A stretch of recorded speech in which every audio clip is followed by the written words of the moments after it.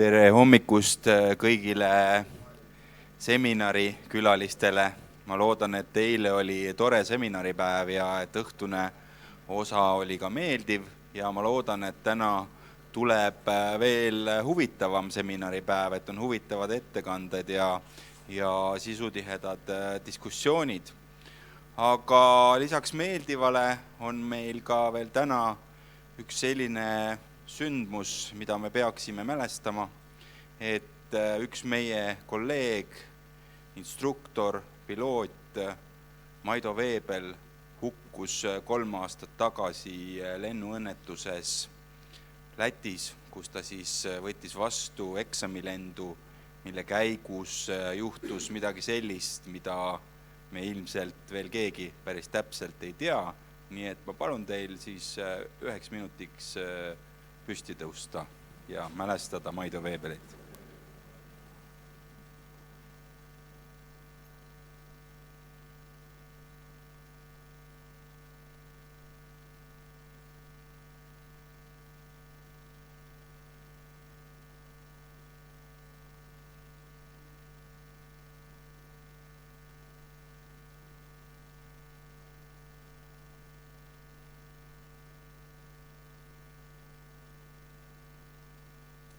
Tänan teid.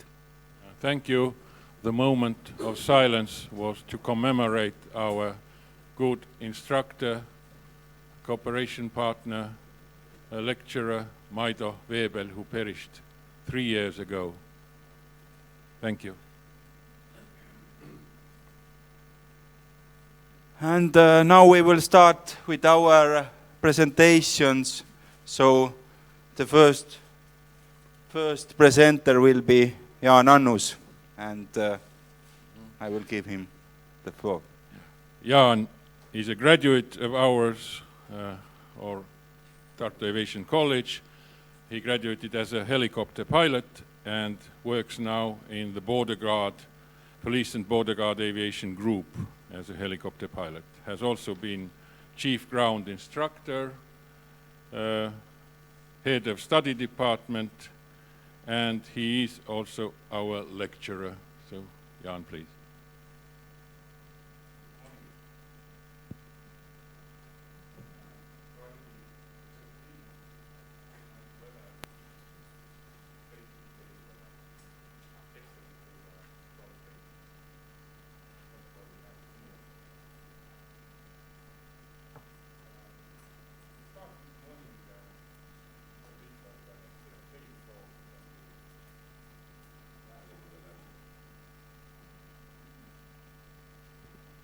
Radio check.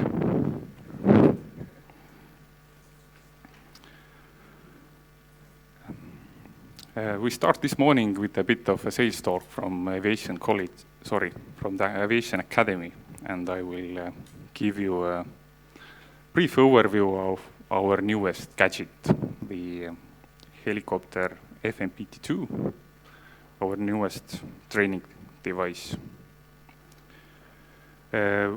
Which some of you maybe saw yesterday.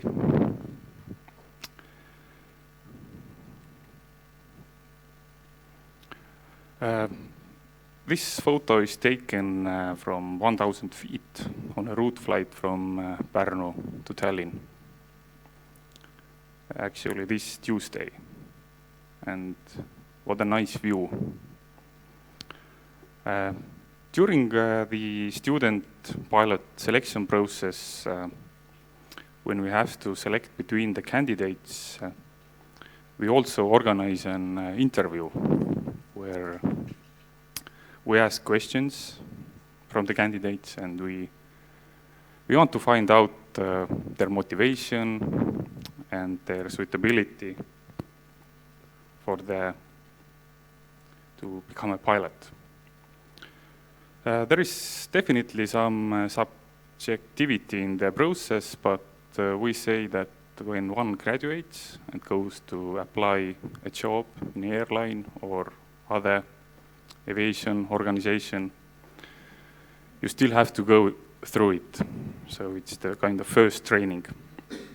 And among other awkward questions, we ask if you can please explain why do you want to become a pilot?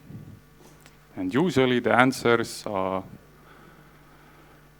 not that clever, not that interesting, but sometimes there is a good one, for example, that because of the nice view, and that's where we give them a positive remark, because all the pilots know that the view is important.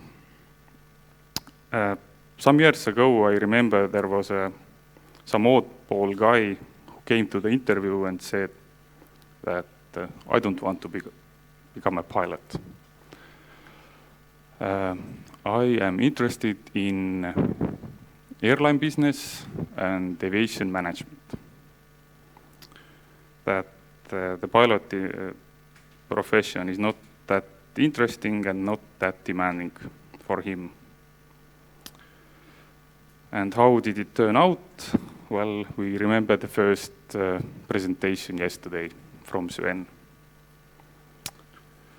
From yesterday, we also remember that aviation is hard business.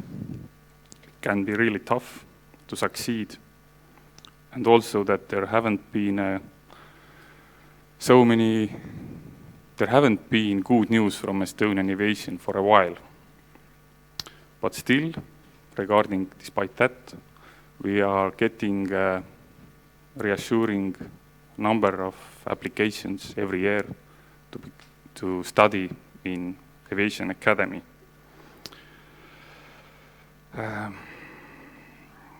So there is still interest among young people in Estonia to choose the aviation as the professional field of their future. And as long there is interest among the young people, there will be a next generation in aviation, next generation of professionals. And when there is a next generation, there is also a future.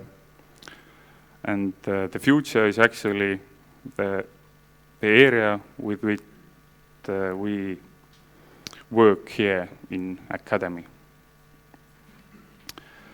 And from our experience, we can say that one of the most effective way to make the aviation interesting to young people and for the next generation is to improve the level of training. Make the study process interesting, modern, and still not forgetting the needs and expectation of possible employers. And improving the study process is actually the number one issue why we purchased this new training device to guarantee the future of Estonian aviation. We don't have deep pocket customers waiting behind the doors, and there is not going to be huge profits in the near future by using this FNPT. It is first of all, it is a tool to popularize aviation, and it is an investment to Estonian aviation. Okay, the abbreviation, another abbreviation amongst the countless others in aviation, the FNPT number 2 MCC. What does it stand for? It's a Flight and Navigation Procedures Trainer. Very complicated name. The level number 2 indicates just the level of the machine, and the MCC means multi-crew cooperation, which is actually a very important part for us. I don't want to go into technical details and technical jargon, but some little explanation is still necessary. Just look at the underlined words and try to remember them. It's a training device that represents the cockpit, the equipment, the navigational equipment inside it, and also the computer stuff that runs the show. The simulation is in a level that it appears to function as in the real aircraft. So the people who are not working directly with pilots and pilot trainings can remember and just say that it's a simulator. But the others who are connected to pilot training should not say it. It's a training device.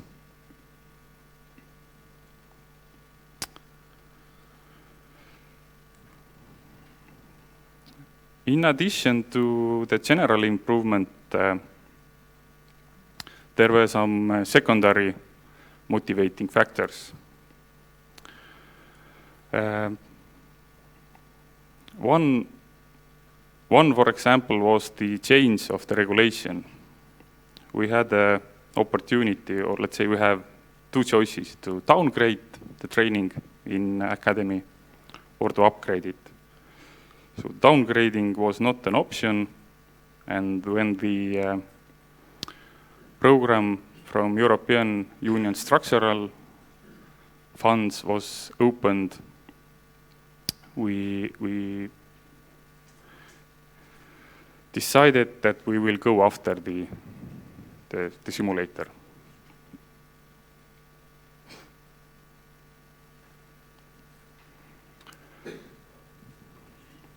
You don't have to be a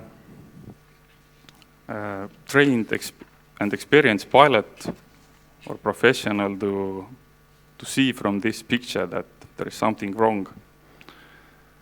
When you graduated the academy, the whole flight experience you had with the helicopter was the small little Robinson 22. Single engine, piston, all analog, visual flight only.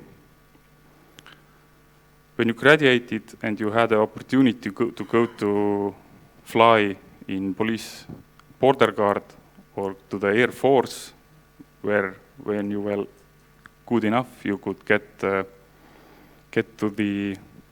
to fly with the machines of our allies in NATO. You had to cover a considerable gap in helicopter technology.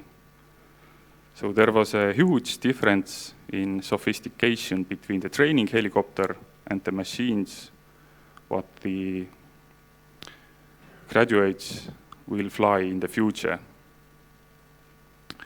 And this is where the simulators, our simulator, our FNPT2 goes into. It kind of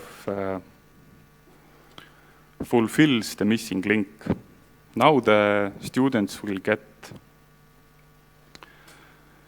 the experience with a reasonably complicated twin turbine engine helicopter, which has electronic flight displays, modern avionics, system instruments, autopilot systems, and so on, so on. We still are unable to give them an instrument rating, but they are definitely more ready for the training. It will take a lot of, it will be easier for them, and the covering the gap, what I just talked about, will be smoother. When I mentioned the customers, our, let's say, domestic potential customers are probably from Police Border Guard and from Estonian Air Force. At least I hope so.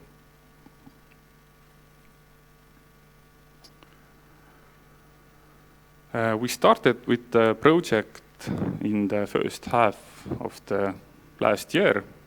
We started with gathering the information and refining the technical description.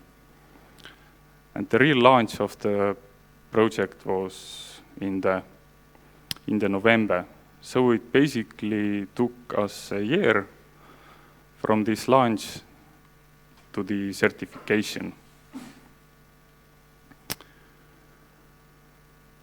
The contract was won and signed with the Spanish company Entrol, who has found quite a good niche in aviation training system industry to produce quite affordable and quite good quality training devices, especially helicopter machines. Factory acceptance tests were made in Spain by our crew.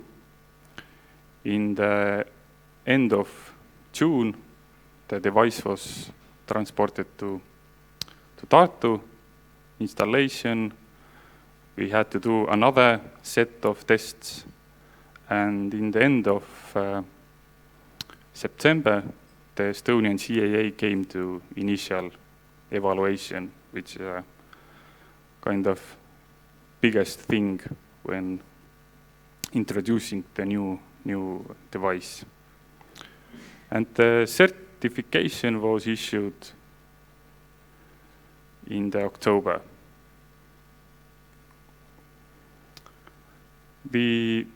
Just some pictures about the installation.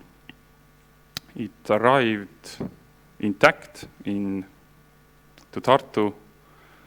When the tent was opened, everything was there. There were no surprises.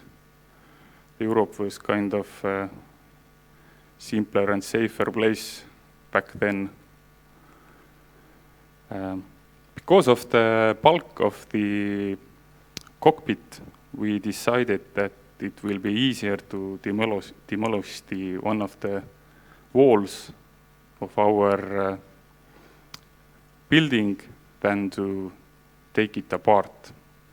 So the hole was made in the wall, and the device was introduced to our building via this. And here you can see the end result. Some details and overview about the device itself. As I said, it's produced by the company Entrol, and it first came operational in the May this year. And the company's product line, the full name is FNPT2 MCC H11. And you can also see the picture of the cockpit down there.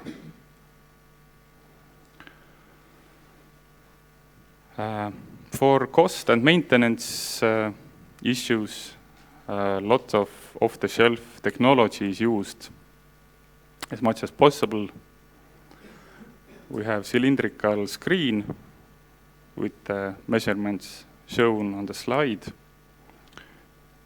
We have high-definition projectors, and as this is not a full-flight simulator, we have no motion in the simulator.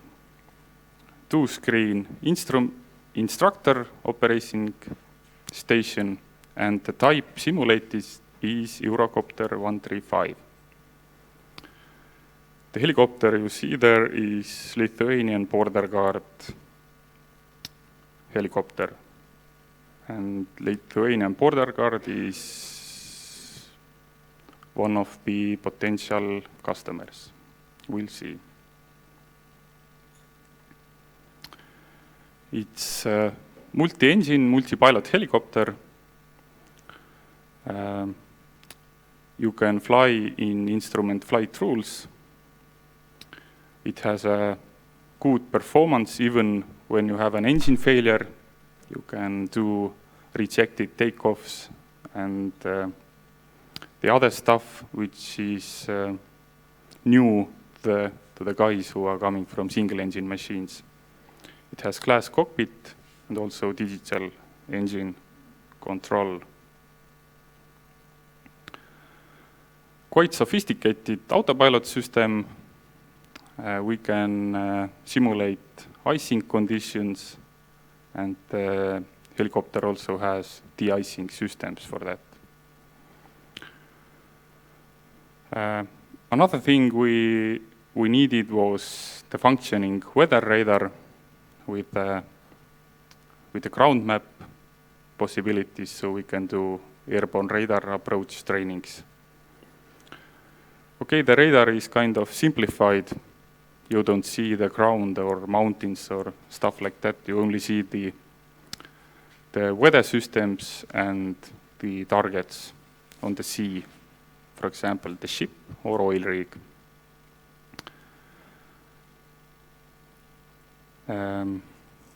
We also have FMS and traffic collision avoidance system, which are all new things for our helicopter training. To keep the flight students busy, the instructors will have a lot of tricks on their sleeves. Here you can see the list of different failures which can be produced. For example, for engines, you can have problems during the engine start. You can have engine fire, engine flame out, and so on, so on. So the students will have a busy time in this cockpit.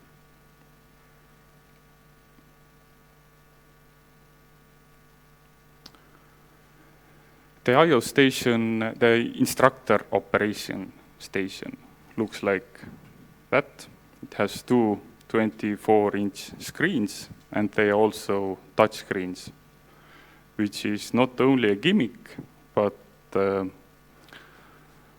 we have learned from the aircraft training device what we have, that after a while the students will discover that when they hear the instructor working with the mouse, they hear the mouse clicking, they know that something is going to happen. So for the touch screen, they cannot hear it. Experienced instructors will do kind of phony clicks to make it difficult for them, but now we can use the touch screen. It's quite an easy system to learn and manage.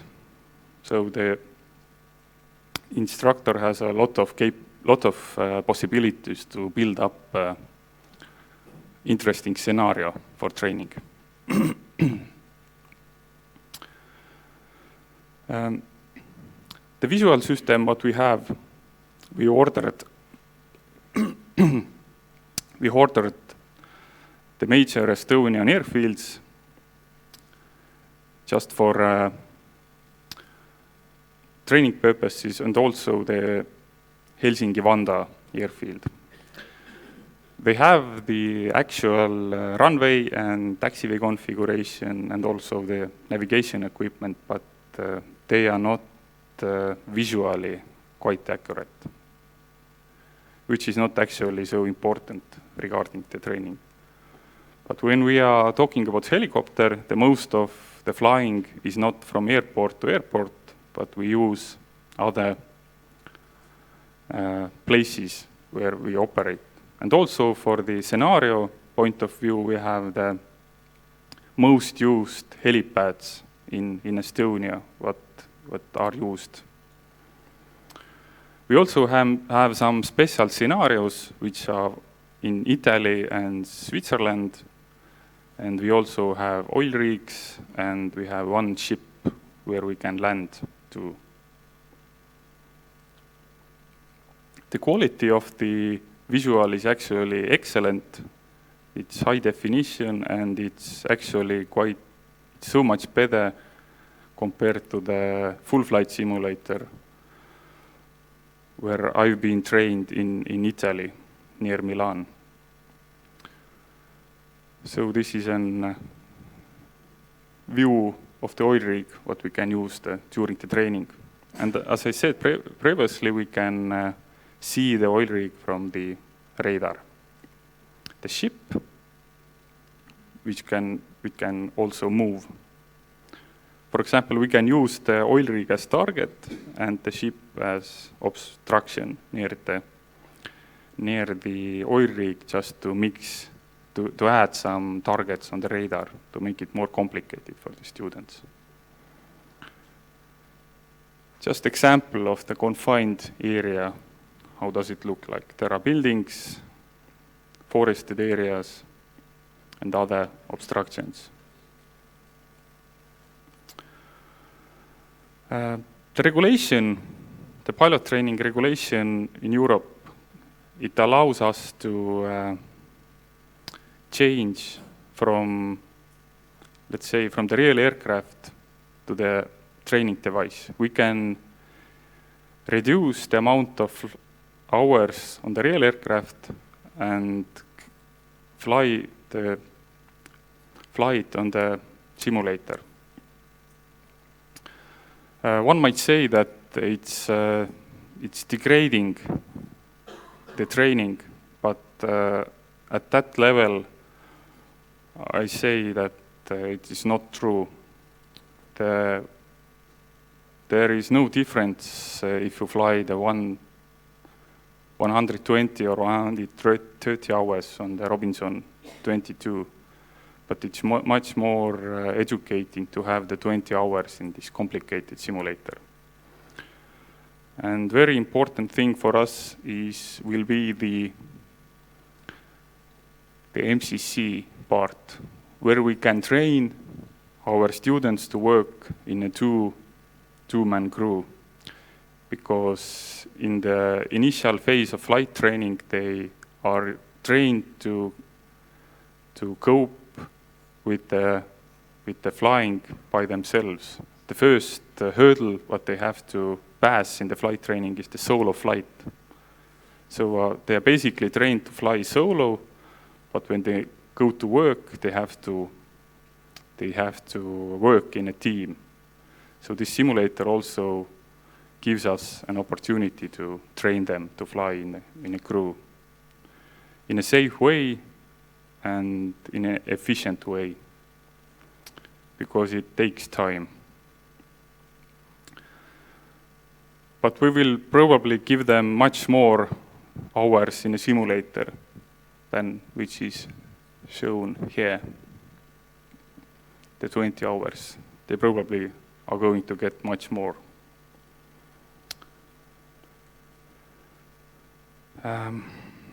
The training device does not only mimic the functions of the real aircraft. The problem with the device is that it sometimes feels that it almost simulates the running and operating the real aircraft also. We need the manuals, procedures, we need the management, quality programs, we need instructors, we need training. It's all the same, like in a real aircraft. The only good thing is that when something happens, then the outcome is not so tragic. I'm not going to details into these issues. In the picture, you can see one of the problems what we had in the beginning with the entity that was almost under the ground. Luckily, with simulator, we don't have to do base maintenance or line maintenance, but we still have to do the defect rectification. And the continuing airworthiness problems are replaced by the constant qualification procedures. And the constant qualification is the main thing, that we have to follow the performance of the machine in a way that we have to be sure that it is good enough for the training and it gives the result what we need.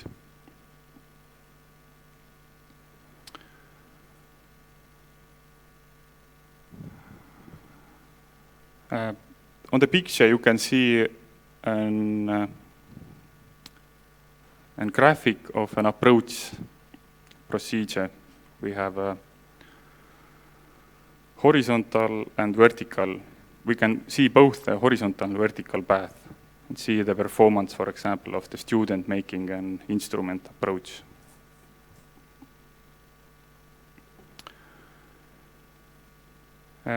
As in the real aircraft, we count the flight hours, we write down the problems, what we have, we analyze the time of lost training to the problems, and some of the problems we can manage ourselves, the others, with the others we need the help of the manufacturer, the Entrol.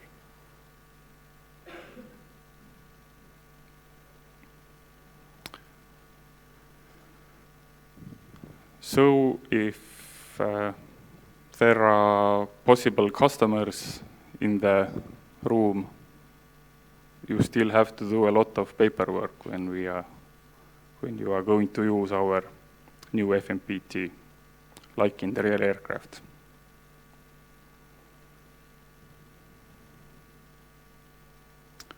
And with that, I would like to thank you for your attention and have a nice second day.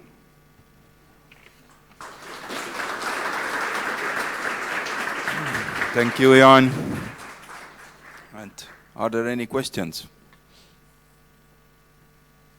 If no, then you can use the coffee break for questions as well. Thank you. Our next presentation comes from Finland, a great friend of Estonian Aviation, Petri Louhivuori. Petri has been in the airline industry for more than 40 years, and most of that involved with pilot basic and professional training. Since the late 80s, also involved in numerous projects, buying and selling training equipment, mainly simulators. He is associate trainer with the European Speakers Network, helping Finns to present themselves and their product better on the international arena. He has been involved with aviation training in Tartu since 1994 and has been a speaker at numerous Pyhäjärve and Tartu seminars. Petri's motto, doing things I like, with people I like, and when I like. So the floor is yours. Thanks. Thank you very much. Good morning to you all, and greetings from Finland. And I want to thank the rector and everybody at the academy for inviting me once again. I did speak here last year, so having been invited again this year, the risk is now yours, because you invited me. Anyway, we're going to talk about aviation future opportunities. Firstly, you don't have a future if you don't understand your past. And I think at this academy it's good also to slightly reflect on the 20 years of history here also, you know, how quickly time does fly and what has happened. So it's the 20th seminar here now this year, but also it's 20 years, you know, just to give you an idea, is 20 years ago EasyJet was launched. Their first flight from London to Glasgow took place. The Airbus 330 and the 777 were taken into operation. So, you know, you'd think, hey, that's a short time ago, isn't it? What's happened recently now? I've had a time, when I've come to these seminars, I've always shown a bit about what's going on in the industry, and I want to do it this time also because it reflects onto our next years to come. And, of course, the big competition in the airline industry is between A and B, Airbus and Boeing. These two, they love each other to death. Airbus has now, in 2014, they netted just about as many orders as did Boeing. And it's surprising how close they go in numbers. I'm not at all sure how they go in dollars and euros, because depends on what these numbers include. I think in reality possibly Boeing got more money out of the orders because they sold a lot of 777s. At the same time, of course, Airbus was also getting orders for 380s at the time and so forth. So who knows what's really the balance there? We'd have to do some analysis there, and that could be calculated, but one could guess. Last year, or 2014, Airbus delivered their first 350, which was a big sort of step for them. Also, Boeing got rid of their 787 problems, and they were able to empty all the Seattle aircraft parking slots where they had several hundred aircraft waiting for delivery, more or less. I think there was more than 100 aircraft waiting for delivery because of the problems with the batteries. In 2015, Boeing delivered 503 aircraft in the first 8 months. That's up to August, okay? And that included 90 787s. So think about the number, just, you know, when we put it into proportion. Think about the field there if you'd had 90 787s there. That's a lot of aircraft. In August, the company delivered 64 aircraft. How busy is a delivery center when they're delivering 64 aircraft in 1 month? I mean, you know, the delivery process is about 1 week at least per aircraft in the actual physical works. So there's a lot of people involved and a lot of things happening. 14 787s.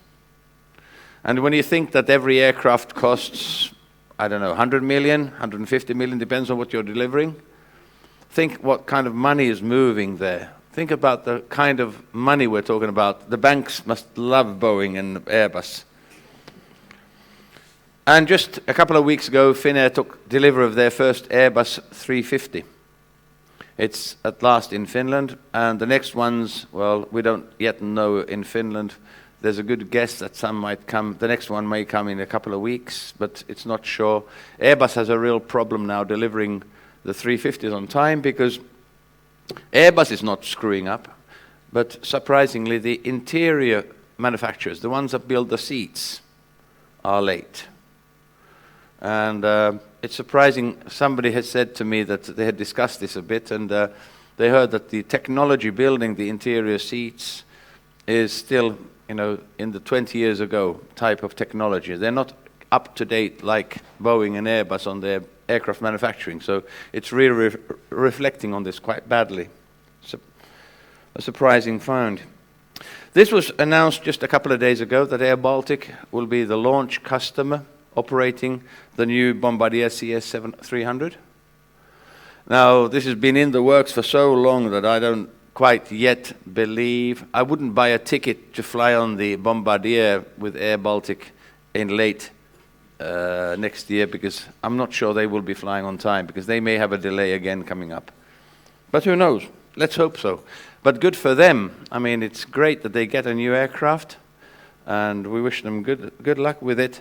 But it's a big risk also to be the launch customer. That means they have all the headaches, they have all the problems, and they have to do everything on behalf of Bombardier to fix it. And that's a big risk, and for a company, small company, that can be a huge risk. Just some forecasts of what's happening now in the next years, because we're looking into the future. These kind of forecasts was given by Flight Global, and they're estimating that these kind of numbers will be delivered. If these aircraft that are listed here, if this is even close to reality, which I think it is, my guesstimate is that, you know, on a quick calculation on a piece of paper, I'd make about 400,000 pilots are needed to fly them. Now that means 400,000 pilots. Some of them are already there, but you know, they've just started their career in the airline. So by 2034, they'll be captains on some of the airlines. So they're there already, but they need more pilots. So for the academy, And for the students of the academy, this is really good news. That means that you guys will be employed. Just be patient. Somebody needs you, and every day they'll need you more and more. They're getting desperate because there's so many aircraft coming down the pipeline and they don't have enough crews.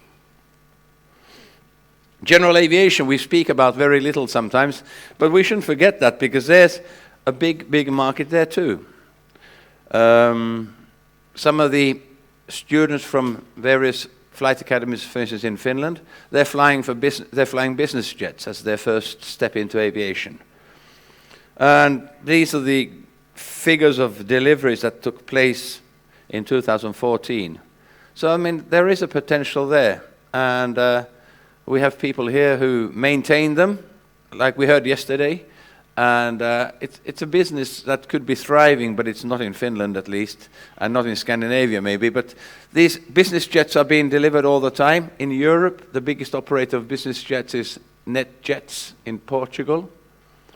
That's an American company, and they do these shares. You buy shares in the aircraft, and you can then get them to fly for you. So people, big companies like Nokia, Ericsson, companies like these, I would think they all have shares in NetJets.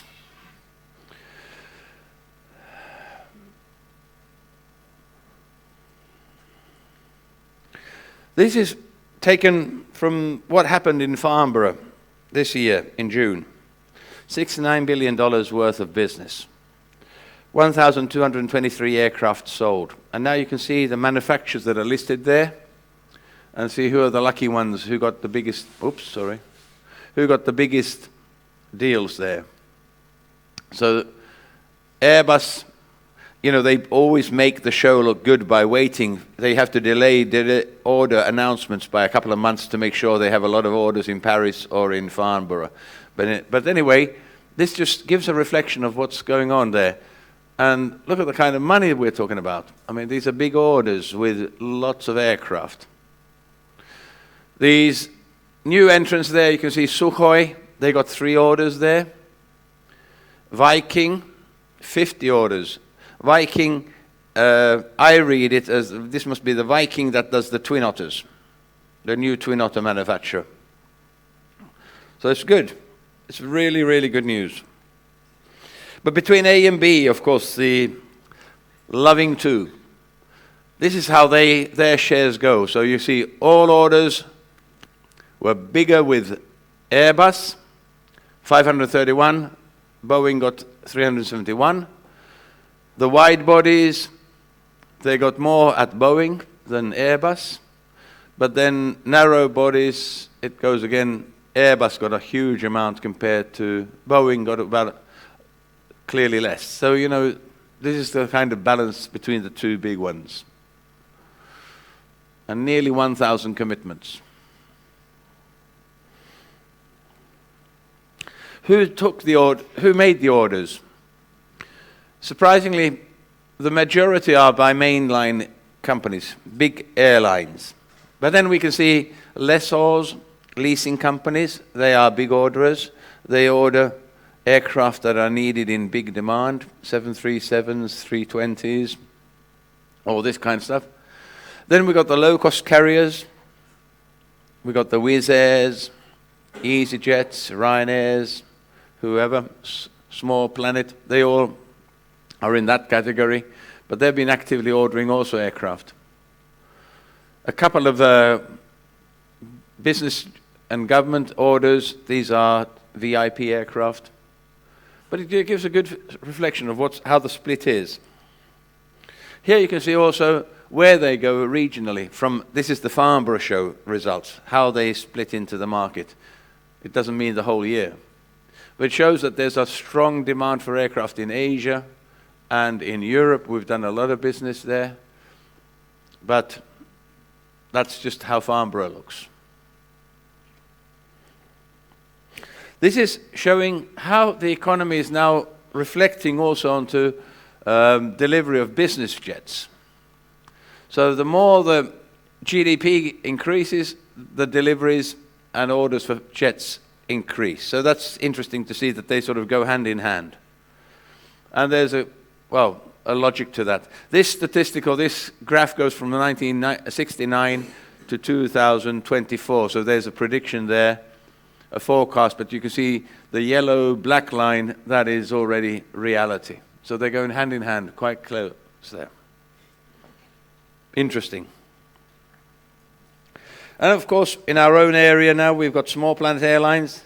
They earned a lot of money. They reported that their earnings were up 25%, which was good news. That's really nice that somebody in our region is doing good business. Norwegian, they're modest as always, and they could say that they could fill up, 40, 50, 787s easy. And they could, they have a market for them. And that's really good news for us all, because for the young pilots, that means there's new jobs coming up at Norwegian. So keep contact with them. But I'm sure they will be increasing. Now they've already started their transatlantic flights to America from England, and they're a considerable threat to the American carriers. That's why American carriers are so worried and don't want to give them the rights to fly to America. And that's the competition there now, is how to break that barrier there. But I wish them all success there, because they are good. Of course, we had the tragic events of last weekend here. After 24 years, Estonian Air has to close down, which we haven't heard the last of this story yet, but it's sad, really sad. And we spoke about NAG yesterday and how will they survive and their strategy. I don't really have much more to comment to that, but of course the question is always about money, and is there a market, and where is the market? The same thing is in Finland. We have the domestic market is suffering big time. The Finavia is closing airports in Finland. Norra is the new name for the Flybe, which used to be the Fincom domestic operation there, but it's not been a success. They're flying ATRs, and they just can't fill them up and can't make money. So Fincom sold the airline to Finnair and Flybe for whatever millions, and then Flybe sold the company to Finnair and somebody else for €1. So that was, if you had the €1 to spare, you could get an airline. But there weren't too many people willing to pick it up. So it's a really difficult market in where we are, because we don't have enough people here, we don't have enough people traveling, and that doesn't give enough frequencies and money. Let's look into a bit about the future now and see what could happen in the future, and what I could guess could be in the future. Now I'm provoking you a bit here now, and we can debate this for the rest of the afternoon. At least this will wake you up a bit, I hope, because I know that you're all very tired about the party yesterday, so am I, and we've got to fresh up a bit here now. Let's put this one first to go. We have come a long way in 100 years. In 1914, one route, one passenger, and one ticket captivated imaginations, generated hope, and laid the foundations for the modern miracle of flight. Today, more than 3 billion people and 50 million tons of cargo take to the air every year. Flying reunites loved ones, connects cultures, opens markets, and expands minds. Flying can deliver that special ingredient for your favorite meal. It can help your neighborhood small business reach the world. And it can help you say thank you to a friend on the other side of the world. It makes possible diplomatic handshakes that promote peace and brings you to the long-awaited family reunion. The last 100 years have flown by, and this is only the start. The potential to change the world sustainably over the next 100 years is almost unlimited. A small world with a big future. So come and celebrate 100 years of commercial flight that have revolutionized our world, and join the conversation about how, together, we can make the next century even more momentous. That was IATA promoting the future. One thing I would guess, and I'm looking into the future, is we're going to have a lot of unmanned operations. Already the military is using UAVs, the US a lot, and so are others. We have a friend here who just came from the opening of a local Finnish airport, which will be a base of UAV development in Finland. This is the future to some degree, I think. Think of it today already that the military is using them to spy on people out there. They're recognizing, I think very soon they'll be evacuating people. You've got a front line where it's deadly to go. You need helicopters to pick up casualties. Instead of sending a helicopter there, they'll send a UAV there to pick up the casualties. And they can transport, you use a UAV to transport to the troops in the front row where you can't fly. You'll take a UAV down there to deliver arms, more ammunition or whatever. I mean, this can be used in many, many ways in critical areas where you don't want to get people involved. It's too risky to send a helicopter. So, sorry, you're out of work there now. Cargo UAV, that's going to be, I think, the first step of major commercial UAV. We're going to have big FedExes, UPSs flying UAVs over the Atlantic or the Pacific. I think that's the first logical development where they will try and test it.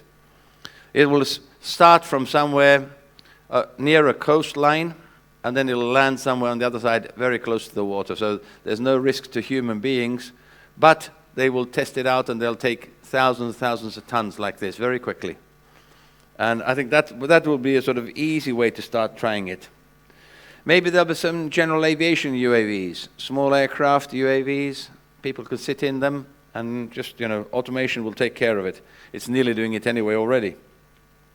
Passenger UAVs for budget airlines, I think they'll be the first ones. You go and sell a UAV to Ryanair and I'm sure they'll be ready to sign up if you have something competitive to sell. Because they're looking for anything and everything that can save money and bring money. Then we go into these major airlines at some point, maybe that's more than 30 years to come. But I think in the next 30 years we'll be seeing a lot of this happening already. And if we'd go back in history, think what's happened now in the last 100 years. We've gone from flying the Wright brothers into flying 380s. Now, who on earth in 1920 would have believed that there's an aircraft that can carry more than 500 passengers for more than 13 hours? They would have laughed at you and said, you're an idiot. But all this has happened very, very quickly. Think about 20 years ago, or a bit more than 20 years ago, you said that we'd have GPS navigation everywhere in aviation. And they would have laughed at you. They wouldn't have believed you. I mean, you're dreaming. And today it's reality. I mean, so I think this is going to be very, very true. With this kind of remoteness, unmanned activity, because they want to decrease the use of man, because that's a cost factor and that's a risk factor. Everywhere where people get involved, we cause problems. If nothing more, ask Lufthansa. Our friend from Lufthansa, I think he disappeared now because he's queuing up to get a ticket on some other airline because they're not flying. Problems with people. But one thing also that will happen very, very quickly is remote air traffic control. The guys in Tartu Airport, maybe next year already, we're looking out there and it's going to be empty. Nobody there. Or maybe in a few years. And it's going to be Tallinn Airport that's going to control Tartu Airport. It's going to be a remote ATC tower. And I think that's very logical and easy. And I don't think that it's that complicated, although they make it sound very complicated, but it's not. I mean, hey, they're flying with the GPS, automation, it's an instrument flight. You can follow it up and you can control it very easily, in many ways. And then the unmanned passenger process. Well, this means that there's the passenger, but that the passenger doesn't have to get involved with other people to get on board the aircraft that much as today. I mean, the few of us who came here by flying, how we get hassled. I mean, there's the booking, there's the checking in, there's the baggage counters, there's the security, and that's the big thing. Then there's the gate agent and all this. And all this process involves steps where you're involved with people and they're slowing down the process. And I'm thinking that they're going to get rid of all these. It's all going to be very mobile. You're going to have your mobile phone, your whatever. With that, you get everything communicated very quickly, and you just walk through. They've screened you already in advance. They know that, it's Petri Louhivuori. Well, he's problems. He'll go on the red line here. We'll have to check him out and strip him. But then we've got Ans Aver here, and he can go through. He's easy. And all this. So, they got this sort of all profiled ready, and they can do this. And then, of course, they have their own ways of how they do it. But I think this is going to be part of the process they're going to develop very, very quickly here, because people are really fed up about this hassle. And I think the biggest hassle that we're fed up about is the security. And especially Americans, who are very impatient people, I think they're going to be the driving force here. Because they're so fed up with these queues. Having to go to the airport hours before the flight because they can't imagine how long it's going to be in security. And sometimes in security you're there for an hour or more. Anyway, so that's coming up. The president of Boeing Commercial Airlines in 2011, he said about UAVs. And he said just what I told you, what he had said, that it will be over water, probably landing very close to the shore. And I think that, he's got a point there. And I'm sure that Boeing and Airbus are already looking at this, but they won't tell you about this because there might be a pilot union problem otherwise. These could be what they look like. These are sort of artist image. They save a lot of money there. There's not a lot of avionics on the aircraft. Think how much cheaper the aircraft will become when there's no more Honeywell or whatever provided avionics on board. They've got a couple of black boxes that control the whole thing. And of course, these are the remote people controlling it from somewhere. Up on the top pictures, we see some people, the military controlling UAVs. And down, we have a control tower image. They've got Tartu there now. Then they can go to Saaremaa and look at Kärla. And, they can just change and see what's going on and control it. I think in the next years, we'll see the Concorde coming back. A similar thing. On this picture now, you see the red aircraft there. That's a design that is for a business jet, an ultrasonic business jet. And it's being now designed. They're in the process of starting something on that one.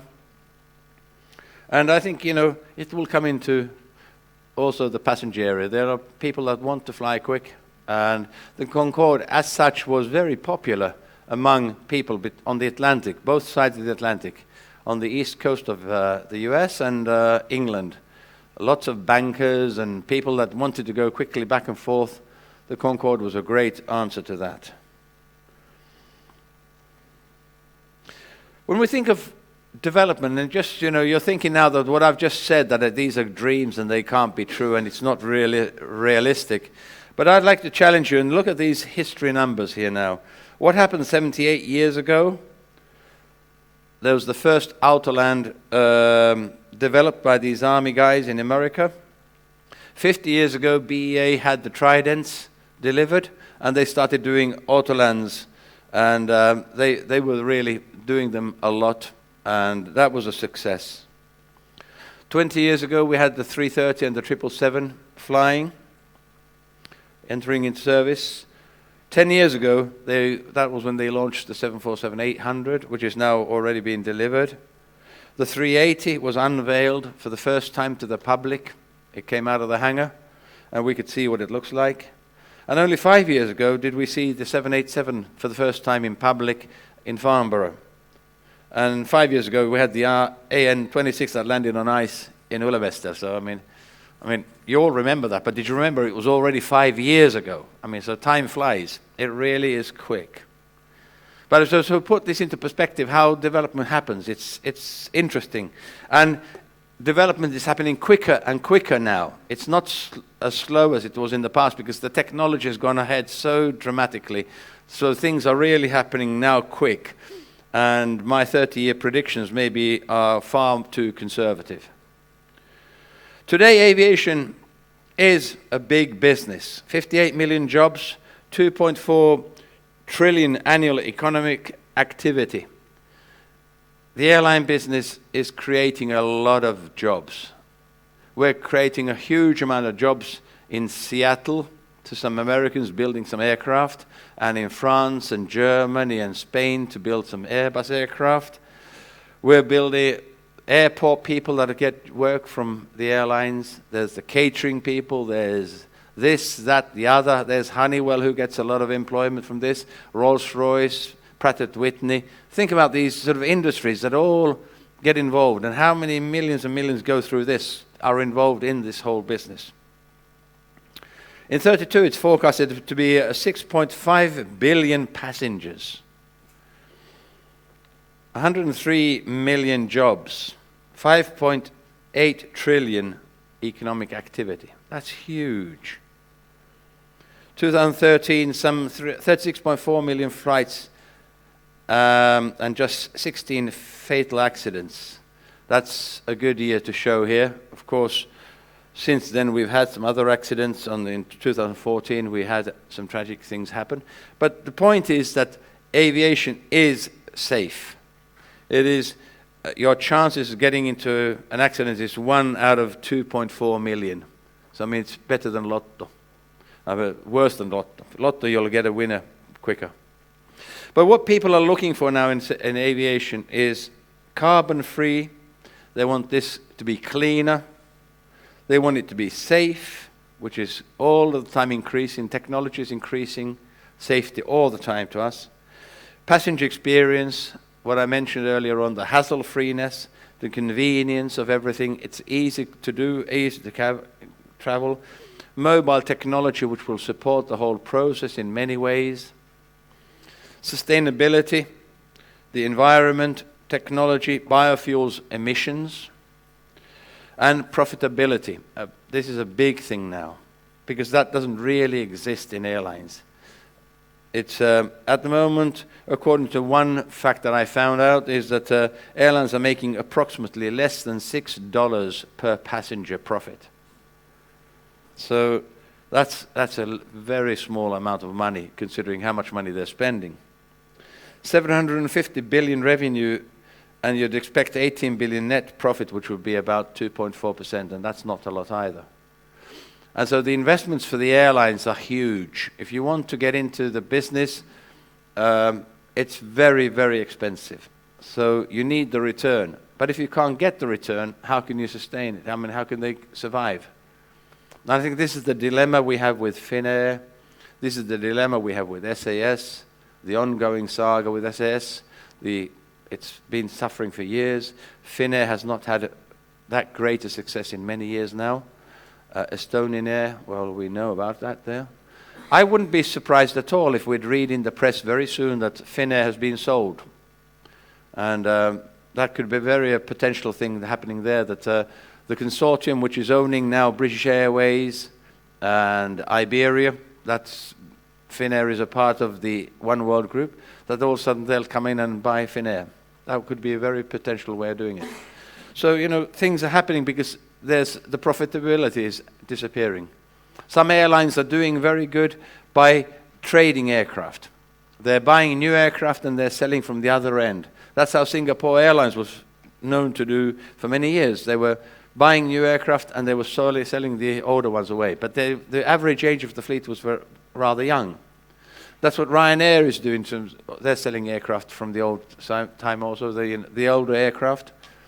They're also dramatically, when it's winter, they've done a very sensible thing. They just park the aircraft and tell the pilots that you've got a long holiday. You can go skiing for the whole winter. But we don't need you, because they're contracted pilots anyway. And but instead of trying to find work for them, they just clearly just park them and forget it. Because it's all about money. So I think this is the challenge we have here. And let's see, in 30 years, I won't be here talking to you maybe, I don't think so. But let's see if any of these predictions come true. Thank you very much for your time.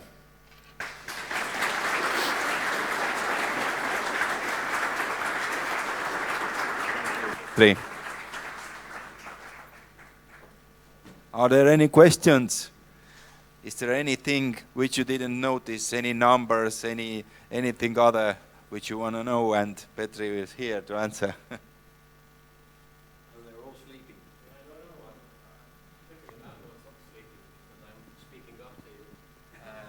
But I have plenty of questions, but can I keep them for the coffee break? Would that be Yeah, a if you great don't want to thing? share the question with these people, yeah, fine. Yeah, no, I think there was one in your slides, there was a little bit a number which, in my opinion, wasn't correct. It was about the regional jets, because it was the same number in your second slide or third slide, which was the same as the freighters. But I suspect that regional jets will have the future as well. As Hope the so. turboprops and, Yes, let's hope and so. on. But yeah.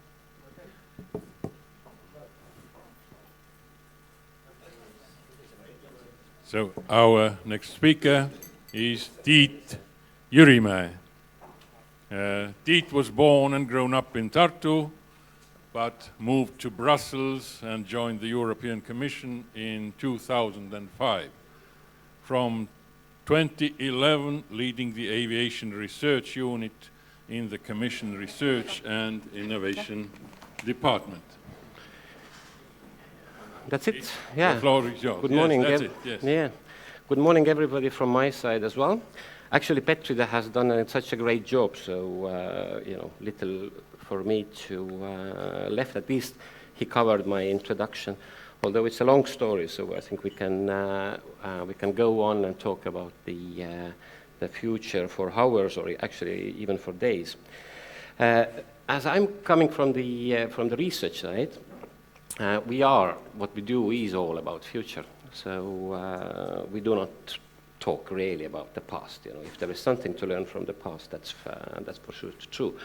But we are really dealing with future. So maybe no, that was backwards. That was yeah. Onwards, I think the one thing which is, because I'm coming from the Transport Directorate and I deal with aviation, but the rest of us deal with the non-flying objects. And it's interesting to really look, you know, what Petri said, you know, 100 years, what has changed.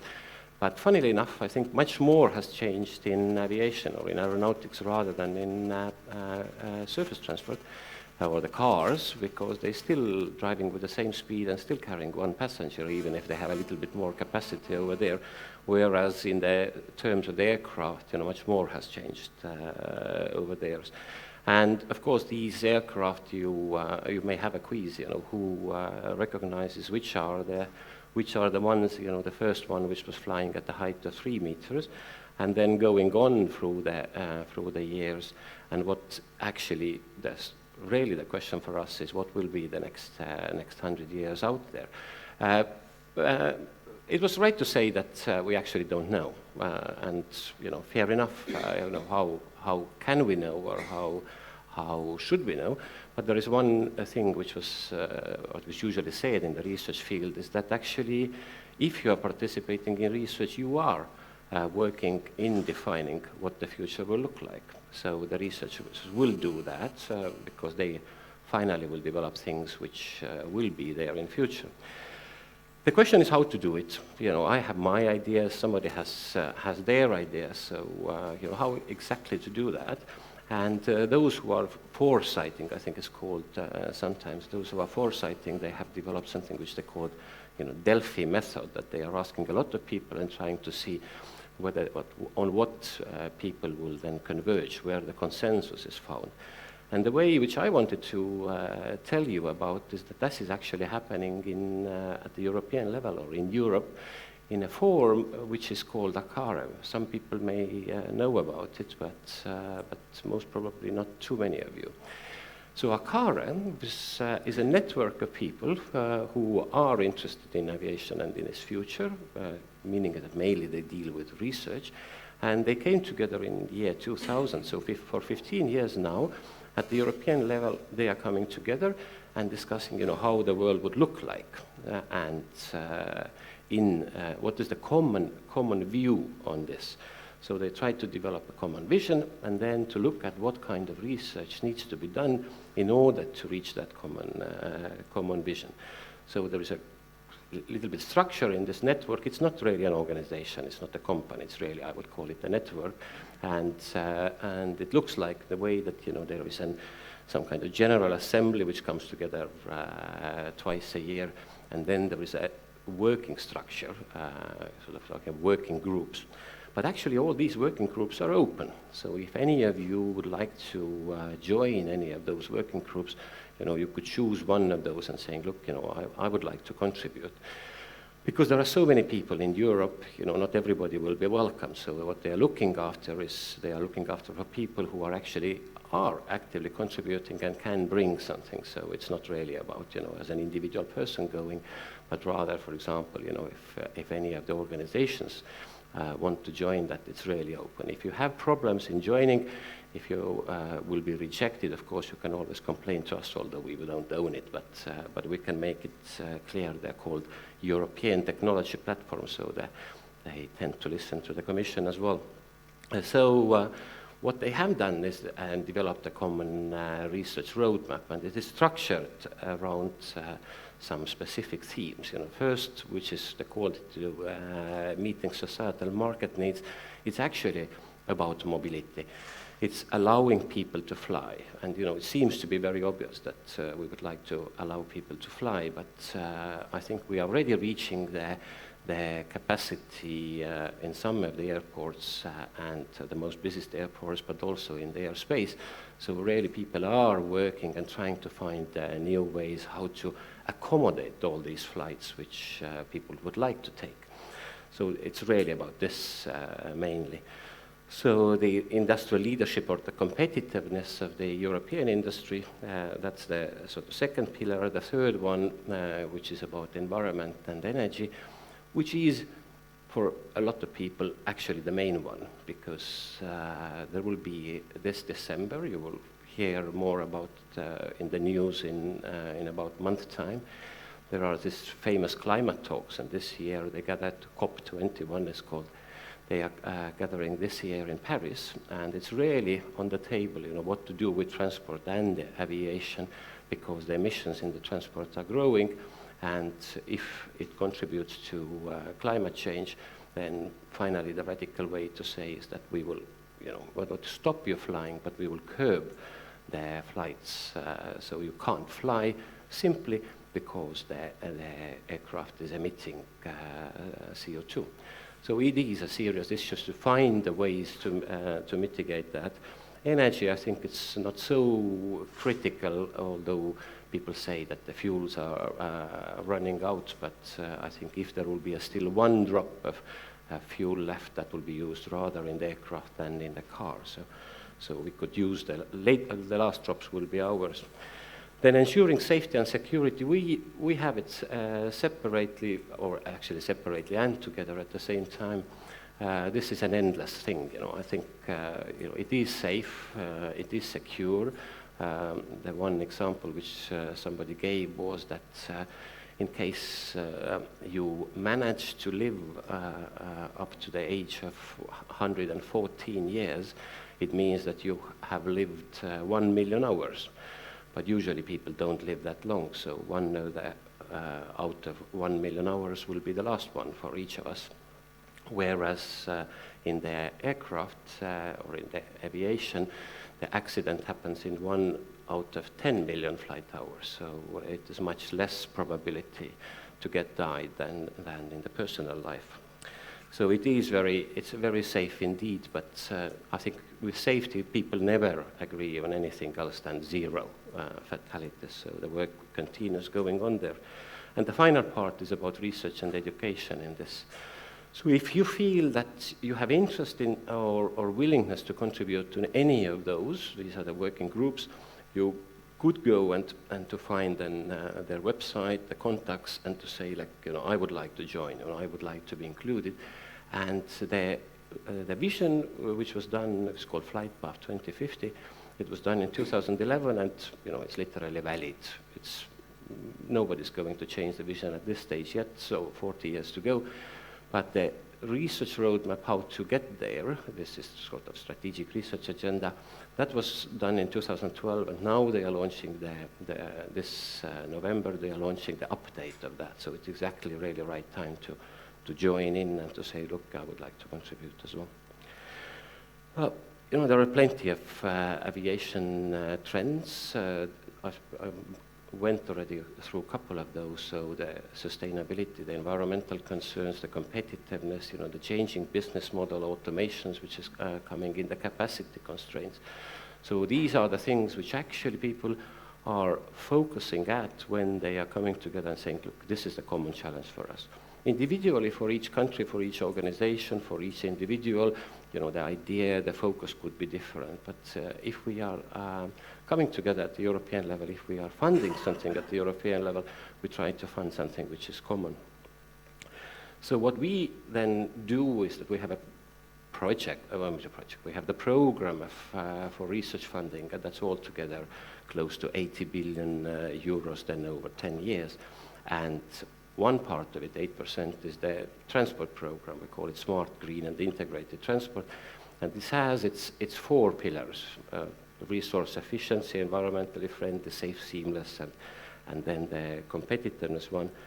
And actually, this is not about aviation only. It's about all the transport. And if you look at all the transport modes, be them rail, be them road, be them waterborne, you know, shipping, this all boils down to the same.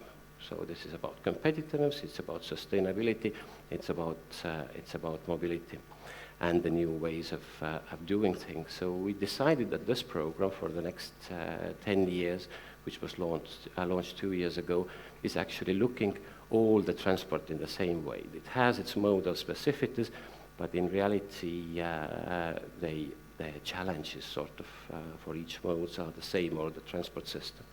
And interestingly enough, if you look at yourself, you honestly don't mind if, okay, here you do, because you are, you know, aviation fans, but literally the normal person doesn't really mind, you know, what is the transport mode. So you want to get from one point to another, and, you know, whichever mode brings you there. You start with walking, then you take the bus or car, then you reach the airport. On the other side, you take the train or the metro, and then you reach the place.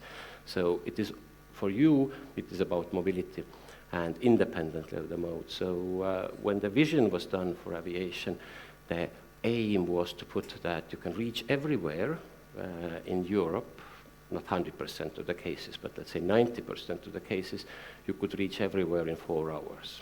So 4 hours from door to door. Now, if you look at in reality, you know, it will be interesting to see if you take your home and to map it on the map where you can reach within 4 hours. But if it's further than 4 hours, you most probably start to think that whether to go or not to go, and you're not undertaking it that often. So let's see what is going to happen. The feeling is that with this transport working better and better, you wouldn't use more than 4 hours to travel anyway, but the possibility is to go further within these 4 hours. So that's what you're going to use.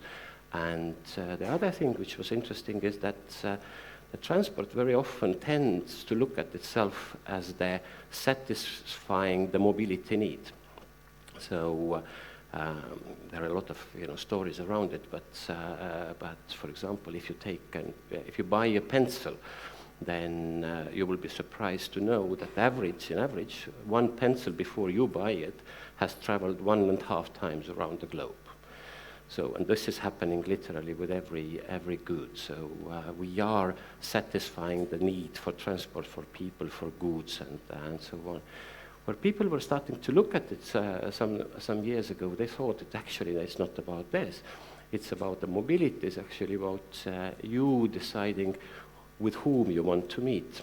So they were looking that the young generation is actually more mobility, having more mobility hunger than the older generation, because the older generation was living in a small village city and had a certain number of people to network. But if you look at younger people, their Facebook list is huge. And they start first with deciding, you know, with whom to contact and in which way, and some of them would lend themselves to the physical mobility. And only then the transport comes in order to transport you from one place to another. But they expect that actually the travel demand is going to be even higher than people currently predict. So as I say, that we are looking at the transport system in general and the modes in specifically. So there are a lot of keywords around it, but if you this slide, I think, is honestly is very useful for those who actually want to propose something, because these are the keywords which make sense to use in order to somehow to package your idea. You know, everybody has an idea, but the question is also that the idea should be sort of sellable and understood by the others. So it's like the common language used so that people can understand it. So literally, so yeah, the big words are that, you know, competitive, green, integrated, and smart, or based on the new concepts. And then we have the matrix structure, that where we are looking then from one side the modes, and from the other side these four challenges. We are working in terms of the work program. So we publish a work program. We say that over the next 2 years we are going to fund that, and then over the next 2 years we are going to fund that. So currently the 16-17 work program was published, and end of January is the time to submit those who are interested in doing it. And then we are already starting to prepare the last one, which is 18, 19, 20. And this Horizon 2020, so-called, is the 8th framework program already at the European level. So over the last 30 years, people have been funding research at the European level.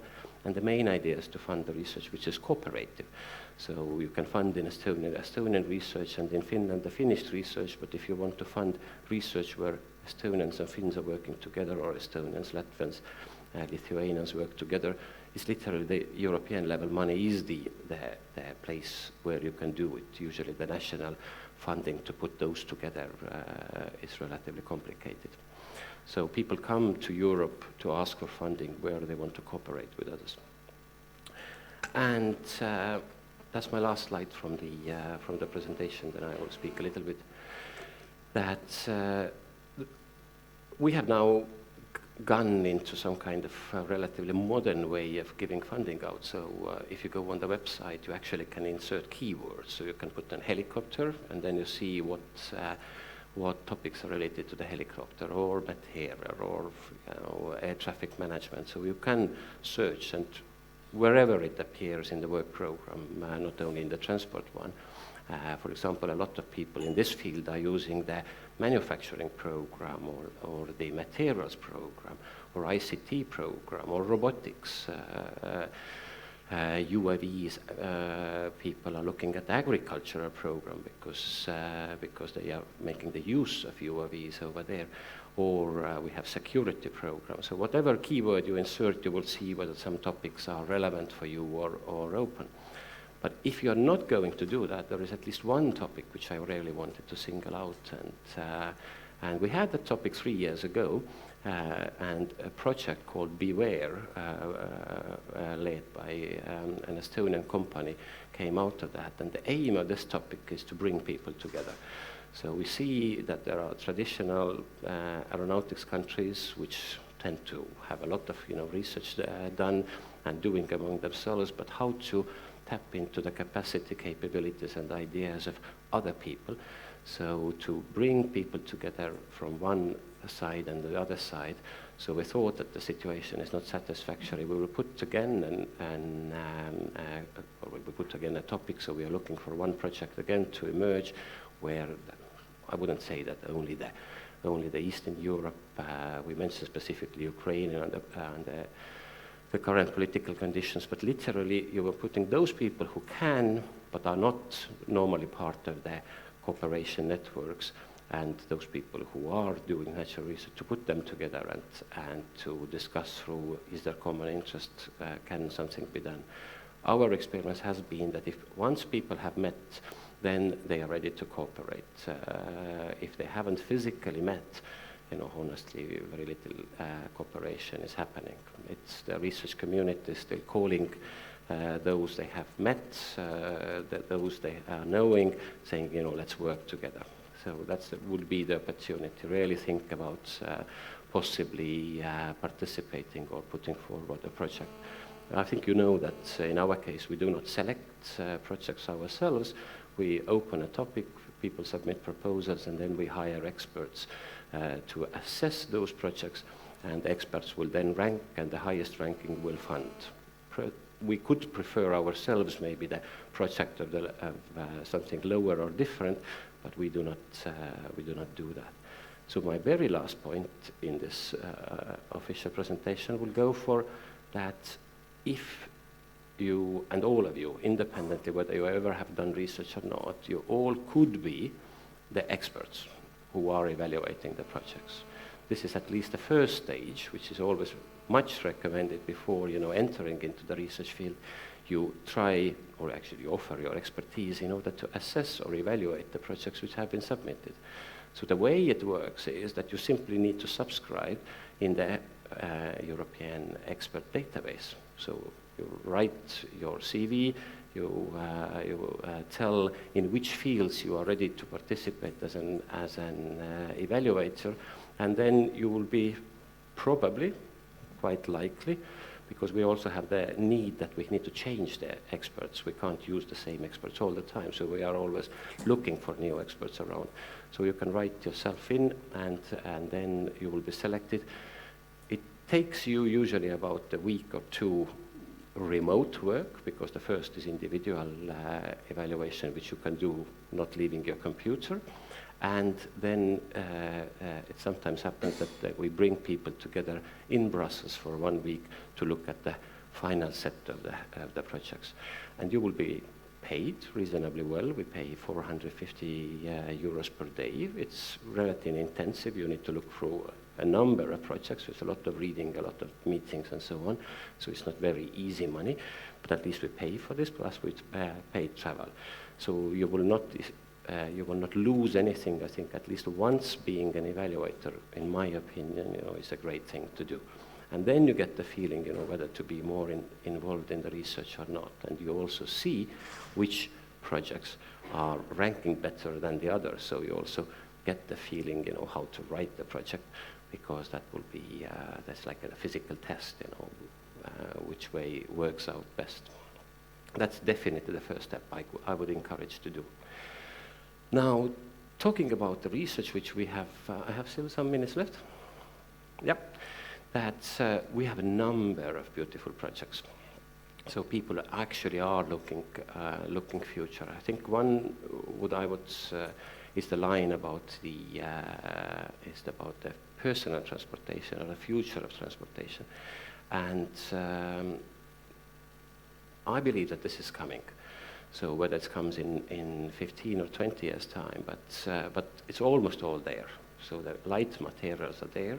The electrical power is going up, so it will be very quickly there. Automation is literally there. I don't know, you have, for those people who have seen what's happening on the car industry with this cars like Tesla or BMW doing the self-driving one. It's all there. So it is going very quickly that we will actually have a possibility to fly around. It is true that in the aviation sector we are very risk adverse. We are very conservative, and rightly so, to keep the high levels of safety. So the only thing we can do is to delay it. So we can delay it 10 years, 20 years, but I think honestly we can't reverse the process. It will be simply there. We say where we want to go, and we go there. We had one project which was called MyCopter, which was looking at the personal helicopter. We had one project which is called P-plane, or personal plane. So with a number of projects, more and more coming of looking, and as Petri said, it's the UAV story which is going to bring it equally in parallel. But I suspect that at least the tendency is not so much, as we sometimes tend to believe, led by Airbuses and Boeings. It's about rather the personal, smaller companies, the same you're going to have in the car industry, in other traditional industries, that usually the big heavyweights are actually faded out of the market unless they are behaving well. from that perspective, I suggest you to read, there was an, if you Google it, you will find it, and Tom Enders, the famous Airbus chief, made a nice presentation this June in America, and it's called Are We Moving Fast Enough? So if you Google Tom Enders and Are We Moving Fast Enough, it's a very interesting presentation he made. And he's actually trying to, he in Airbus tries to convince Airbus people that we can't really replicate what they do in the ICT sector, but there is definitely a lot to learn from them. And they are not talking about 10% improvement, they are talking about 10 times improvement, otherwise I think there was one nice place what he said, that in the traditional industry, the thinking is that we need to save early and we need to save much, and then in the ICT industry we need to fail early and fail much. The more you're failing, the more entrepreneurial you are and more you are learning about it. So there are different things which are happening, but definitely the ICT developments and all the sharing economy and the powering the customer in the middle, that's going to change a lot. Now where smaller players can be, I think it's great thing which is coming out there. Petri was giving, for example, this remote towers. Towers. I fully agree that, but I maybe may disagree with this. That there is an opportunity still that it's actually the Tartu Tower which we fill and the Tallinn Tower which will be empty, because in the connected digital world it really doesn't matter where you do your remote towering.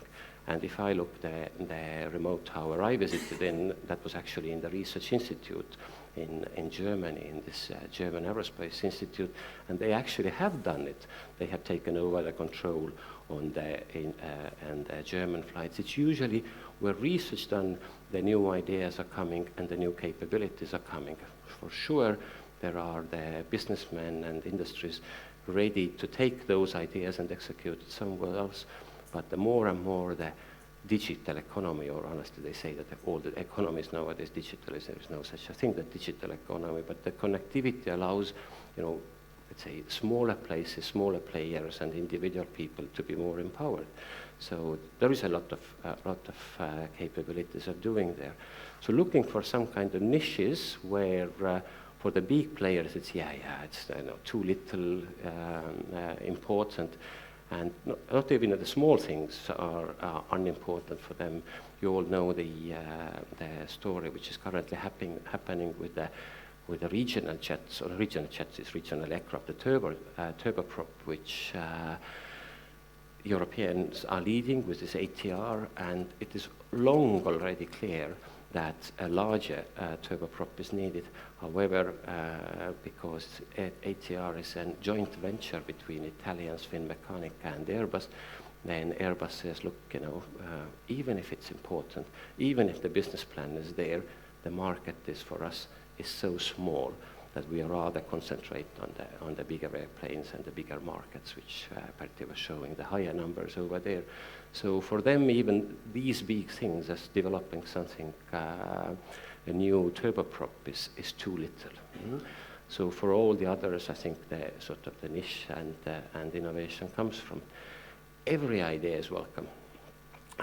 So I really encourage you to get involved. I don't know how many of you have been involved in any of the research projects, but its research is not really only the full technical research. It's the research or the studies on the new business models.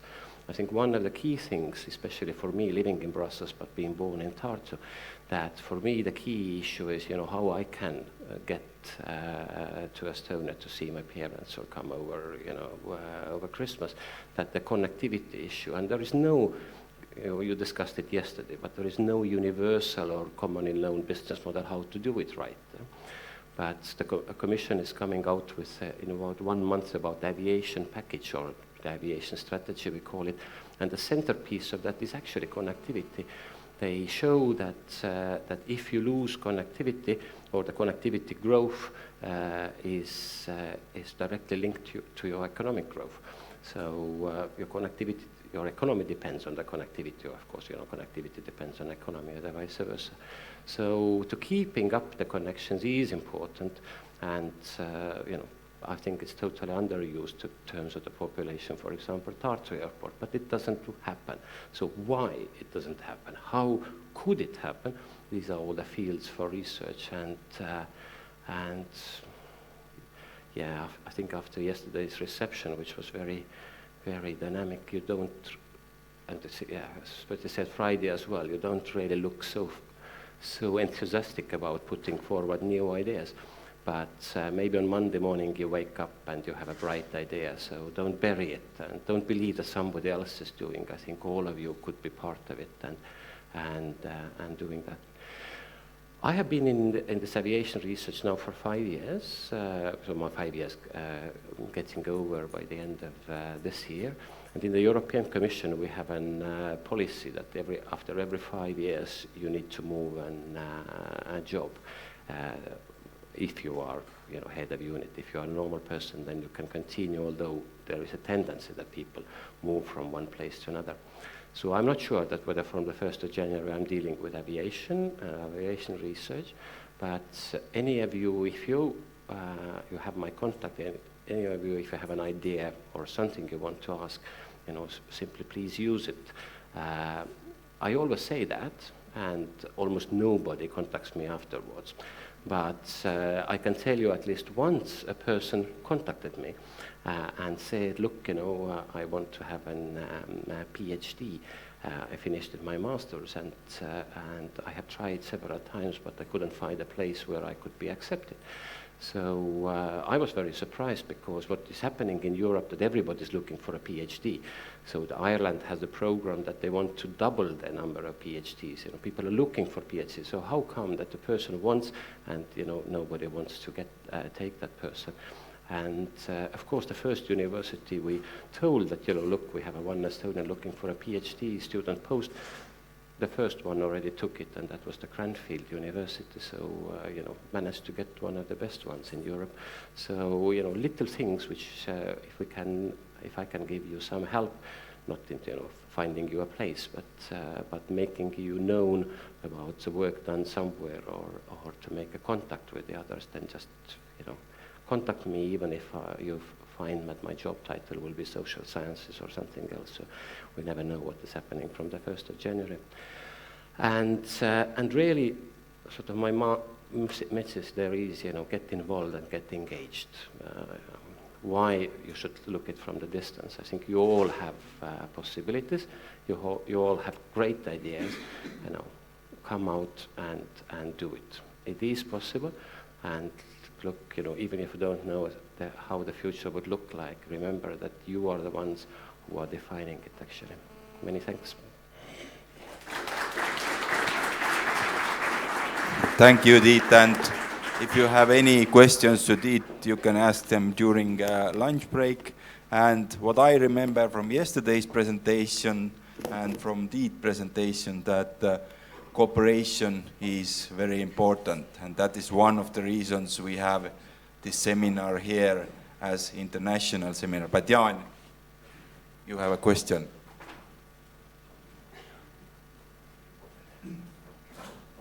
Thank you. I have one remark and one question. Remark is that several times the remote tower, Tartu remote tower, has been mentioned here.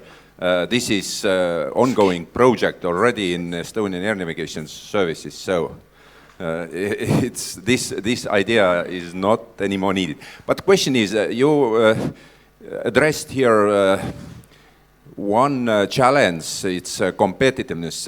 After that happened with Estonian Air, this issue has been discussed frequently in Estonia. And what do you say about the competitiveness rules in Europe? Because, like joke, it has been said that quite soon there are only low-cost carriers and foreign operators outside of Europe left in Europe, if the competitive rules are so tough like they are now.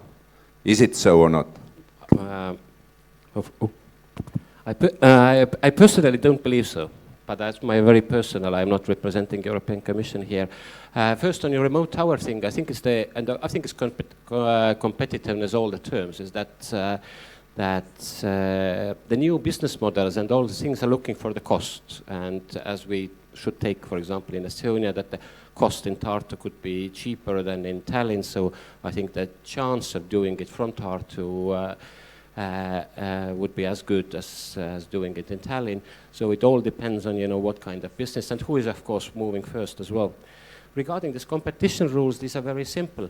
That the competition rules are saying that there is a level playing field. Everybody should have a chance. And if you look at those, it's actually very beneficial for smaller and for, I would say, weaker players, because it's protecting you against the misuse of power by big players. So it is very much in our favor.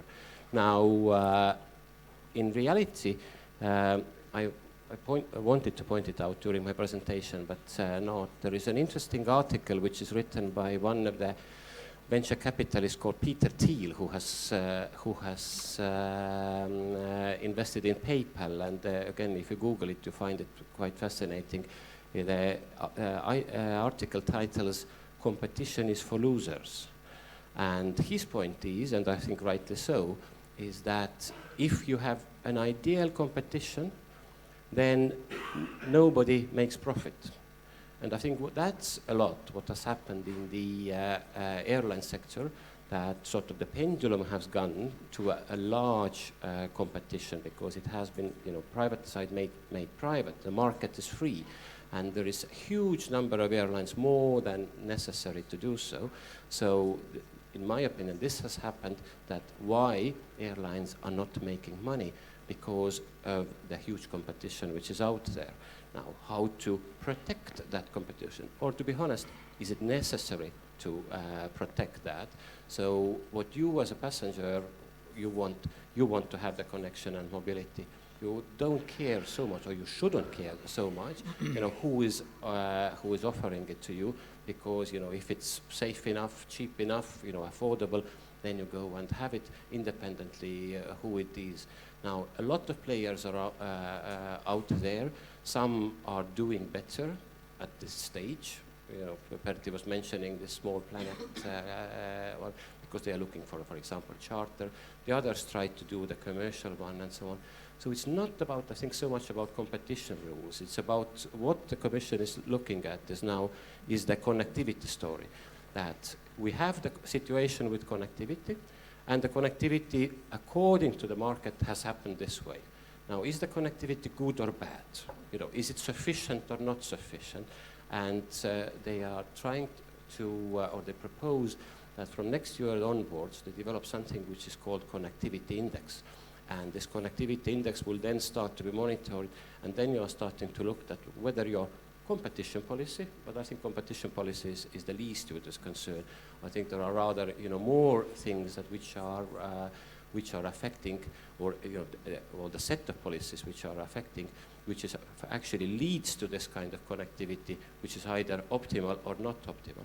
And one example which was then done was the example of Malev, the Hungarian airline, and where you have the historical look, what you can look today, that in 2015, what is the situation compared to 2011? And the interesting thing is to see that the connectivity stays the same. The same number of passengers are transported. I think most of people would hear, oh, that's the great news. We have, new airlines, much more airlines bringing us to the destinations. However, the biggest difference between 2011 and 15 is that the business connectivity has gone. So where previously they had direct flights to the business centers, now they have only 3 direct flights to the business centers. So it has changed the type of connectivity, whereas the leisure destinations are better served than they were served before. Now, what then to do, and how to address the business connectivity aspect, that's, I think, is a different matter out there. But again, I think that the Estonian connectivity issue is a subject for research, because currently people are talking about it's like I think about it this way, the more people can do, and maybe this Lennuakadeemia people can do here as well, some studies and researches to give a little bit of evidence-based, and one factor influence the other. That would be helpful for the new company, for the new decision makers, and how to solve the connectivity in Estonia. But not looking only on the Estonian market, but the broader picture. For example, in Europe, the legacy carriers, successful legacy carriers are making money maybe 1-2 years out of 10. In North America, 3-4 years out of 10. So why it's that difference, and why the situation is worsening in Europe? So that's the question. Yeah, no, I think if you ask me, because I said in 2011 I started in this sector, I had no clue about aviation before that, so I'm most probably not the best specialist to do it, or I'm actually the best specialist because I have the outside look. Now, I think the best way first to look at is that what is the cost of the airline, what is the breakdown of the cost of the airline, and then you see this as there is an IATA average which they produce, and then there is an average of the European or the traditional carrier, and then there is the cost breakdown of Ryanair. Petri was already mentioning that Ryanair grounds the flights where there is no passenger demand. Yes. But Ryanair cost structure is that 42% of Ryanair cost is on fuel. So the biggest cost item is to fly, or actually to fuel burn. So it is cheaper to ground and pay the pilot, or if you could even manage to cost of the pilot out. So I think this is something which has happened a lot in Europe as well, that the business model which we are carrying with us is the legacy. I think it's called rightly legacy carrier in that sense, that the cost structure is not that competitive. Now, Europe is good in taking care of people, so we are not ready to, like Americans could do it, that they leave it to the bankruptcy and then they recruit the people under the worst condition next day, so they can bring this cost item down. Of course, the volume as well, but that's volume I think is easier because here you see, already Petri was mentioning, British Airways be interested in merging with Finnair, and they're looking for the profitability for the scale and having certain cost items down as well. But literally, I think you have your cost structure, and then you're looking, where you can make savings. If you look at all the aviation sector, I'm not 100% sure that I tend to agree with airline being not profitable, because you have a lot of services around the airlines which tend to be profitable, whether these are maintenance or whether this is catering or whether they are spare parts and so on, where quite often they are owned by the airline, or the airline is one of the shareholders over there. So it is also a little bit of an interesting way of keeping the company which is in direct contact with the customer being sort of less profitable, and the supplying services around them being more profitable. So I think it's a complex question of all different factors. But I wouldn't say that one or the other is more profitable. I think it's a little bit of this, that there will be always connectivity and this will be always offered. The question is that if you have a huge competitive pressure, then your prices go down, and if you have less competitive pressure, then your prices go up. So at the end of the day, the pendulum goes from one place to another, but you will always have airlines who are offering. Some of them are changing, some are changing business models, but at the end of the day, the connectivity literally will go up anyway with a little shake over there and there. But if you could do an analysis, a little bit more in-depth analysis for the Estonian lateral, even the Baltics case, I think it's a little bit good, then I think that's a great thing to do, and that would help the decision makers also to have a little bit of the let's say, evidence-based sometimes rather than emotional or political-based decisions. Thank you.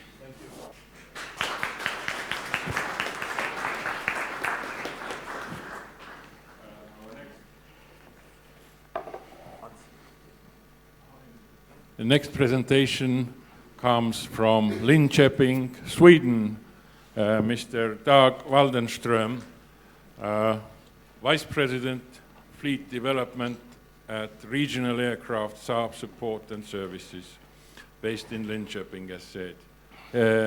DAC's main areas are management of Saab regional aircraft worldwide fleet, project management of new airline customers, startup and support, and area manager of Africa and Middle East. Dag Waldenström has been in aviation market and sales business since 1982. So please, the floor is yours. Thank you very much, Mr. Moderator.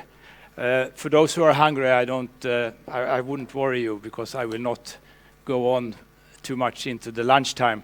I must thank the previous speaker who had very interesting topics, and I will also touch a bit on that, though all these things with the market that we discussed early yesterday is very complicated, and there are so many factors which are interesting to discuss.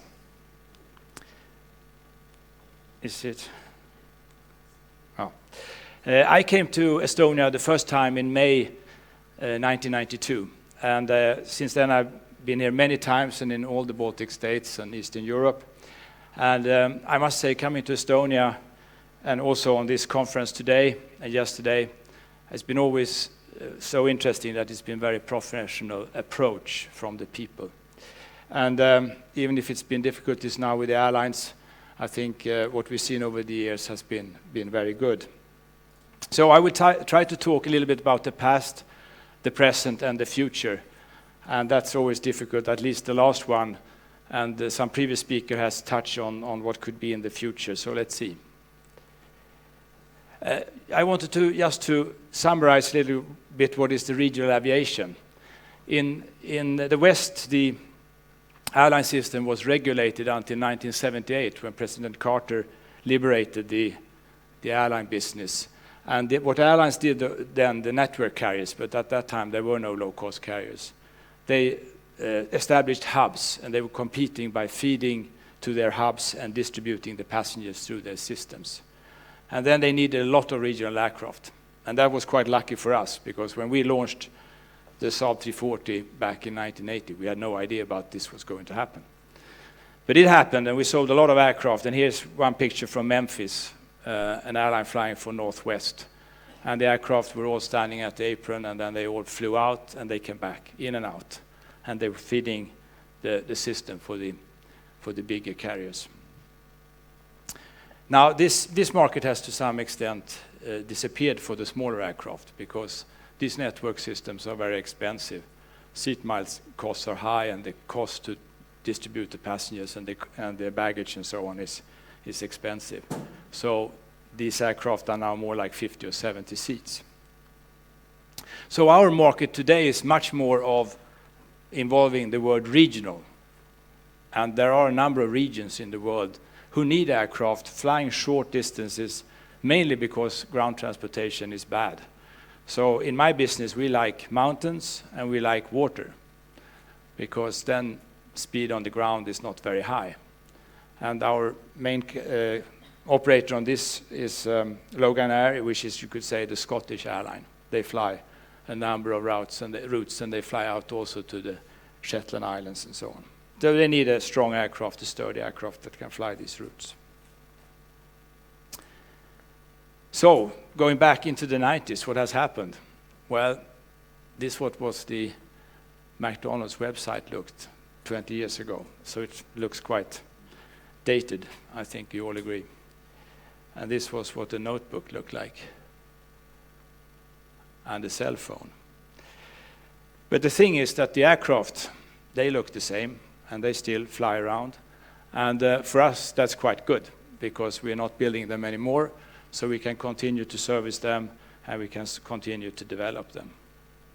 And we have a number of aircraft flying in the region, and we hope that will continue. So what will happen in this segment? Well, first, sorry, I will just show a little bit what the routes looked like 20 years ago. And these were not all operated like this at the same time, but it was typical for what we had in the 90s. And the interesting thing was that there were Baltic carriers who were flying from Latvia to Sweden and from Lithuania to Sweden, and they were using old Russian equipment. And they did so for quite some time. But unfortunately, this didn't so much continue. It was natural for the new national airlines of the Baltic states to develop their flights from their capitals. So there was much more focus on that. And again, you know, the regional aviation makes a lot of sense if you have some water to cross. And the Baltic Sea is a good example for that. So today, those routes that went from southern Sweden over to the Baltics, they are gone. And we see more focus on flights linking capitals in the Baltic region. And of course, as you know, Air Baltic has developed a big hub in Riga, so there's been much focus on that. But again, this is not very convenient for the passengers, because take business people in southern Sweden who would like to do a lot of business in Estonia or in the Baltic states. It's quite cumbersome to go to Stockholm just to have a flight over to the Baltics. So again, I think we can see that there would be opportunities to link mainly Sweden and Finland and also over to the Baltic states. And we can have a really good cross feed and make it really good for business people and really make the Baltics an integrated area. So what will we fly in the future? There are no 30-seat aircraft. You know, we group aircraft in 20-seaters, 30, 40-seaters, etc. And there are no of these aircraft in production today. And the reason is that they will be quite expensive. And with only 33 seats, 2 pilots and a cabin attendant, it's hard to make money with a new aircraft. So we see a lot of possibility here to keep this aircraft flying. Because, again, as we heard from some previous speakers, it could very well be that we could see electrical aircraft flying in 20 to 30 years' time, maybe 20 years. And they would surely fly on short-range routes where you don't need that much power in the batteries. You know, you wouldn't see an electrical aircraft flying to the US. That would probably take a long time. So, therefore, we don't think that anyone would build a new CO2-emitting aircraft in this size for the future, and that means that we see the current regional aircraft flying. And that's our task, that is to see that this aircraft can fly for many more years. And luckily, for instance, the Saab C40 was designed to fly 90,000 flights, and the fleet hasn't even flown half of that on average. So we have a lot of developments. We have done aircraft with different radar applications and search and rescue, maritime security, and so on. And that's what we continue to do. We work with these platforms and we adapt them for the markets that we see is going forward. And here are some figures on, you know, the benefits of staying with the used aircraft instead of buying new aircraft.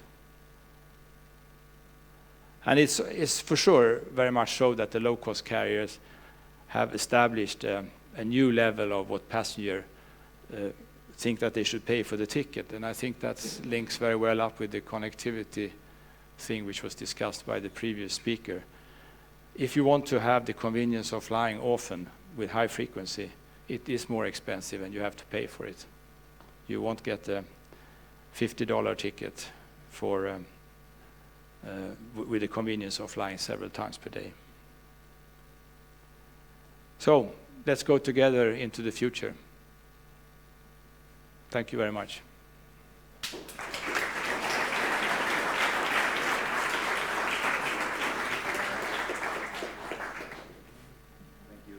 Thank you, Doug. And as you have seen from our schedule that there will be a visit to Saab 340 aircraft organized by Saab. So I think then you can ask many technical questions and the questions you want to ask. Thank you.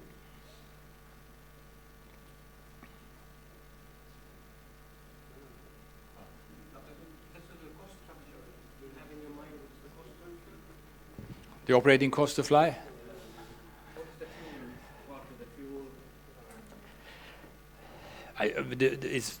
I shouldn't be bad.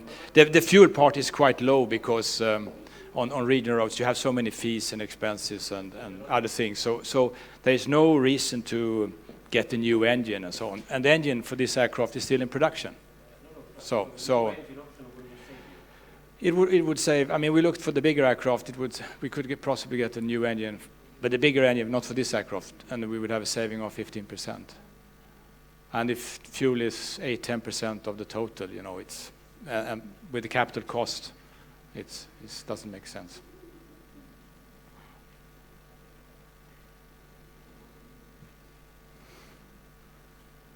Okay.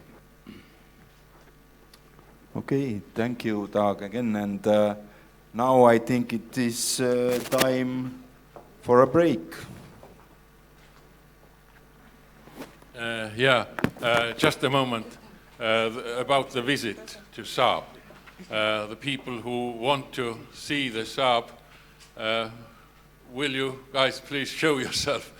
Yeah, they will wait for you down in the lobby. Yeah, you have to register and then go together during our lunch time. I think 1.5 hours is enough, so we'll start at 1:30 with our afternoon session. Thank you.